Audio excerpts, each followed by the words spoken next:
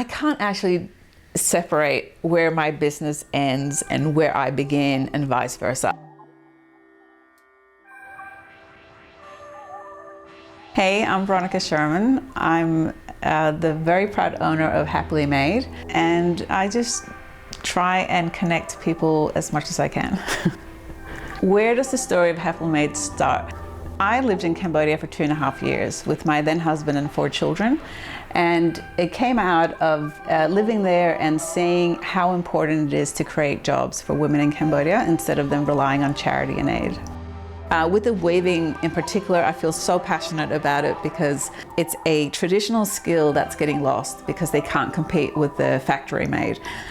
So I have this urgency around the weaving team and them being able to have more orders come through. You know, it's handmade, it lasts a long time. They really are treasures. Being a single mum, how do you think that influences your approach to your social enterprise?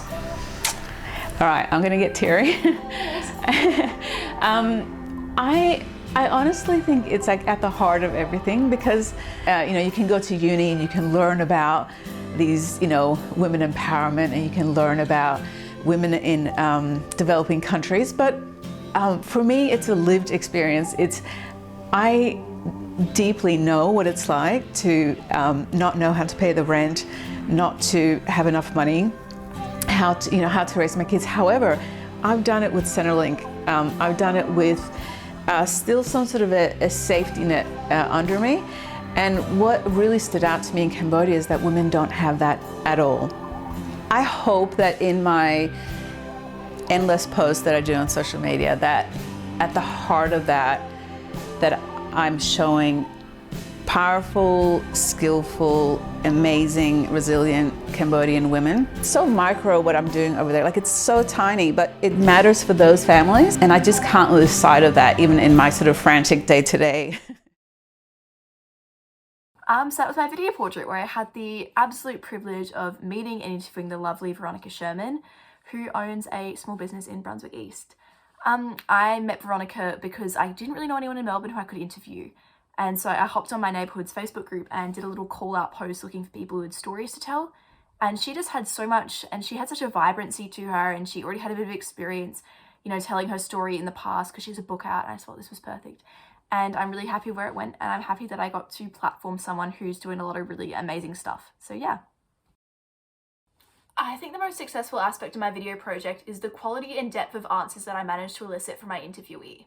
At one point I asked Veronica, my interviewee, how being a single mum has shaped her approach to her business, and she actually begins to tear up.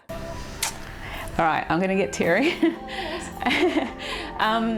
I honestly think it's like at the heart of everything because this means that not only did I capture a beautiful, tender moment, but I was also able to make it a point of emotional climax when structuring my interview. All of Veronica's answers were amazing, and I wish I could have included more of them. In part, it's to her credit for being such an eloquent speaker. But I also did a lot of research on her prior and had a lot of preliminary conversations with her over text to get a feel for what sort of direction my questions should head in. The most problematic aspect of my work is probably that it feels a little on the commercial side. it matters for those families, and I just can't lose sight of it. I had a lot of footage of Veronica talking about her personal upbringing and more of her own story, but I found it hard to fit that in given the time constraints of the task. And besides, I'd much rather have it focus on Happily Made than just her, as she's so proud of her business, and I just felt that was more fair to her as a subject. However, I do recognise that I am almost pushing the boundaries of a video portrait here, as it focuses as much on her business as it does on her as a person. I did deliberately include a clip at the very beginning where she talks about how she can't separate herself from her business, and I hope that will be able to frame the entire video portrait as a portrait rather than a branded piece. However, I'm not sure how clearly that'll come across to general audiences. Something I discovered in terms of the creative possibilities of interview is just how much you can ethically splice and rearrange your raw footage to create even more meaning. The footage I used comes from all different points in the interview, which is 30 minutes all up. At least to me, this wasn't super noticeable, and it gave me so much more freedom and flexibility with how I wanted to construct story in my interview. Like I mentioned before, I used a particularly emotional response from Veronica to create the climax of my story, which is an idea I had from the Michael Rabbigill reading in week 9, which looks at the common 3-act structure and explains it in a way that's highly transferable to non-fiction storytelling. And I think my application of it in my own video portrait definitely paid off. Additionally, the Rabbigill reading helped when it came down to deciding what parts of my interview had to be cut. This was the most time-consuming part of the entire process, as it took me days to figure out what footage would make it to the final edit. But by having the 3-act structure as a guide, it gave me a lot more clarity and also pushed me to narrow in on one single story, whereas before I'd been kind of trying to tell 2 at once. A core lesson I learned during the production process is to be spontaneous and experiment when it comes to B-roll. I won't lie, I was a bit embarrassed at first at having taken over 20 close-ups of fabric textures, but it ended up being really useful and it gave my video portrait a distinctive and interesting aesthetic. I had the idea to get this more unusual type of B-roll after hearing how passionate Veronica was about the talented weaving women she works with, and also how Cambodian weaving traditions are slowly being lost as they can't compete with factory-made products. I'm glad I went with this idea, and I'll definitely be looking for similarly weird and detail-oriented B-roll in my future productions. In using my more artistic B-roll, I also learned about the track matte key effect on Premiere Pro, which allowed me to replace the solid insides of any text with other footage. While this is a skill that I'll probably use less than my general B-roll learnings, I can definitely see myself using again for both narrative and documentary productions.